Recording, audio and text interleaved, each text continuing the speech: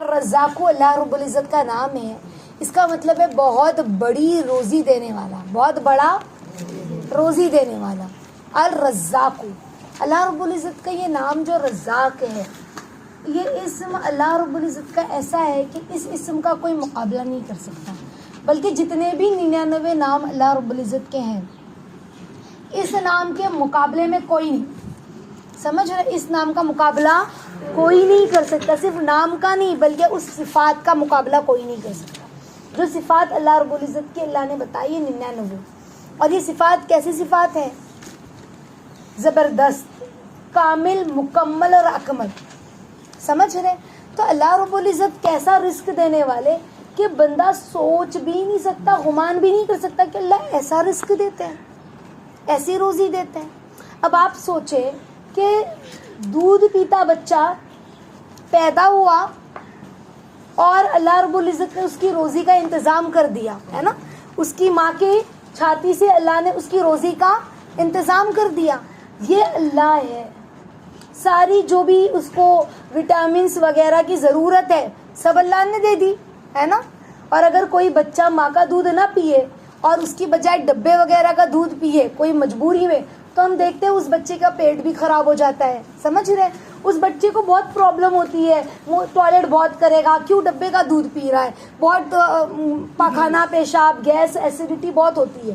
لیکن جو بچہ ماں کا دودھ پیتا ہے اس کو طاقت بھی صحیح رہتی ہے، قوت بھی اللہ کے حکم سے اچھی رہتی ہے۔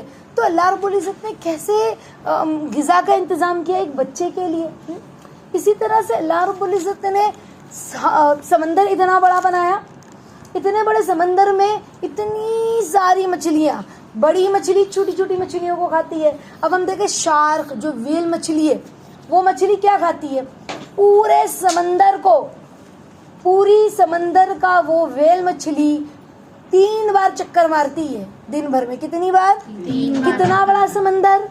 خالی آپ کا یہ بمبئی کا سمندر جو دکھ رہا ہے اتنا سا نہیں، وہ کتنا دور تک گیا، بحر عرب، وہ پورا اتنا بڑا سمندر بحر عرب ہے نا، عربین سی جس کو ہم کہتے ہیں، اتنا بڑا سمندر، اس میں ویل مچھلی چل رہی ہے، اور وہ ویل مچھلی جو ہے پورے پانی کو فلٹر کرتے ہوئے جاتی ہے۔ پانی کو کیا کرتی ہے وہ ویل مچھلی؟ فلٹر کرتی ہے، یعنی جتنے بھی اس کے اندر کیڑے وغیرہ ہوتے ہیں، باریک باریک بیکٹیریاز ہوتی ہے، وہ سب اس کو فلٹر کرتی ہے۔ دیکھو نا سمندر کے پانی پہ کائی دکھتی ہے؟ نہیں، ایسے بھی وہ تو ہلتا ہوا پانی، جمع پانی نہیں ہے، لیکن وہ مچھلی جو پورا صاف کرتی ہے۔ تو اللہ نے کیسے مچھلی کے لیے جو ہے وہ رزق کا کیسے انتظام کیا؟ ماں کے پیٹ میں بچے کا انتظام کیا، ماں اپنی غذا کھا رہی ہے لیکن اس کے ذریعے اللہ بچے کو بھی روزی پہنچا رہے ہیں، سمجھ رہے؟ پیٹ میں بچے کو رزق دے رہے ہیں۔ ایسے ہی نہیں بلکہ ایک مرتبہ کسی بزرگ نے کہا اللہ آپ کیسے روزی دینے والے ہو؟ تو اللہ نے کہا کہ ایک پتھر، ایک بہت بڑی چٹان دکھا، اس کو توڑو، پھر اس کو توڑا، پھر اس کا اور توڑو اور توڑا، پتھر کے بیچوں بیچ ایک چھوٹا سا کیڑا، اس کے منہ میں ہری کلر کی گھاس تھی۔ وہ اس کو رزق دینے والا کون ہے؟ اللہ۔ کیسے روزی دینے والے ہیں، ہاں؟ اور اللہ کے روزی دینے کا انداز تو دیکھے۔ کسان زمین میں بیج بوتا ہے، اب کسان سے کہو کہ تو نے اسے پیدا کیا، وہ کہے گا نہیں میں نے تو خالی بیج بوئی تھی، زمین کو سینچا تھا، اس میں کھاد ڈالی تھی، سمجھ رہے؟ باقی تو اوپر والے کی مہربانی ہے، اللہ کی مہربانی ہے، سمجھ رہے؟ کیا وہ کسان اس کو کھینچ کے بڑا کرتا ہے؟ نہیں۔ ایک بالی کے اندر کتنے کتنے گیہوں کے دانے، یہ روزی کس نے دی؟ اللہ رب العزت نے دی۔ یہ ایسے اللہ رب العزت روزی دینے والے کہ بندہ سوچ بھی نہیں سکتا کہ اللہ بندے کو کب اور کیسے اور کہاں روزی عطا فرماتے ہیں، ہے نا۔ اس کے علاوہ ہر چیز، ہر جاندار، چرند پرند اپنے اس کے رزق کا اللہ نے انتظام کیا۔ پرندے دیکھیں صبح میں خالی پیٹ اپنے گھر سے نکلتے ہیں اور شام میں بھرے پیٹ لوٹتے ہیں۔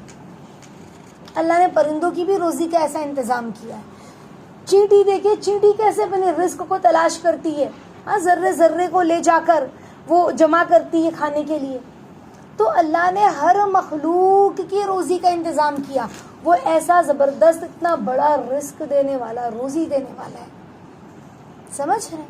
اس کے علاوہ بہت ساری مثالیں ایسی ہیں اللہ کے رزق کی کہ کیسے پانی آسمان سے پانی برسا، کھیتی اگی، اللہ نے ایک فصلوں کو بڑا کیا، اور گیہوں، اب وہ گیہوں کو دیکھ کر انسان سوچے اس کو کیسے کھایا جائے، لیکن اس کو اس کی چھلکوں سے نکالا جانا، پھر اس کو کوٹنا، اس کو پیسنا، سمجھ رہے ہیں، اور وہ آٹے کو گوندھ کر روٹی. تو یہ رزق کس نے دیا؟ اللہ رب العزت نے، کیونکہ اللہ رب العزت رزاق ہے، بہت بڑے رزق دینے والے. اچھا، اللہ کی روزی دینے کا انداز تو دیکھیں کیسا ہے، پوری دنیا کو کھلا رہے، لیکن کمی ہے؟ کمی نہیں ہے. پہلے جو ہوتا تھا کھیتی اتنی کم ہوتی تھی نا، یعنی کھیت تھوڑا سا تھا، کھیت اتنا بڑا تھا، لیکن میں اگزامپل آپ کو دے رہی ہوں، سمجھو 1 بسہ کھیت ہے، 1 بیگھا کھیت ہے، اس کے اندر اگزامپل میں آپ کو سمجھا رہی ہوں 1 کنٹل گیہوں نکلے. لیکن آج اسی 1 بیگھا کھیت میں 2-3 کنٹل گیہوں نکلتا ہے. تو اللہ نے تعداد بڑھائی تو چیزیں بھی بڑھا دی ہے نا. ہم دیکھیں اتنی پوری دنیا، کتنی بڑی دنیا، اس میں کتنے سارے مسلمان، اور قربانی کا دن آتا ہے تو کہاں سے اتنے جانور آتے ہیں، اتنے جانور. یہ وہ ہمارا رزق ہی تو ہے. ہاں، کہاں سے اللہ نے دیا ہمیں؟ ختم ہوا کہ نہیں بھائی؟ ختم ہو گیا، جانور ہی نہیں ہے بقرعید میں قربانی کرنے کے لیے، پوری دنیا میں جانور ختم ہو گئے. ایسا نہیں ہوتا. ایکسپورٹ بند ہو گیا ایک الگ بات ہے کہ بھائی کوئی لانے نہیں دے رہا اس ملک میں، جانور تو بہت ہے ادھر آنے نہیں دے رہا، یہ ایک الگ چیز ہے، یہ ایک الگ مسئلہ ہے. لیکن جانوروں کی کمی ہوئی، پوری دنیا کتنی قربانیاں کر رہی ہے. کوئی تو ایک اکیلا انسان 3-3 4-4 قربانی کر رہا ہے. تو کیا؟ تو کہا میرے مرحوم والد کے نام سے، میری مرحوم والدہ کے نام سے، نبی کے نام سے، کتنی قربانیاں. اللہ نے رزق دیا نا، کیسے دیا انسان سوچ بھی نہیں سکتا. اتنا رزق دیتے ہیں اللہ، اتنا روزی دے رہے ہیں بندے کو.